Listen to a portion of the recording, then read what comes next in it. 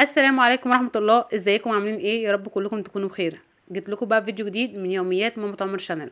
عملنا ايه بقى النهارده؟ عملنا السحلب في البيت بطريقة سهلة مبسطة ومكونات سهلة خالص. تعالوا بقى نشوفوا احنا عملناه ازاي.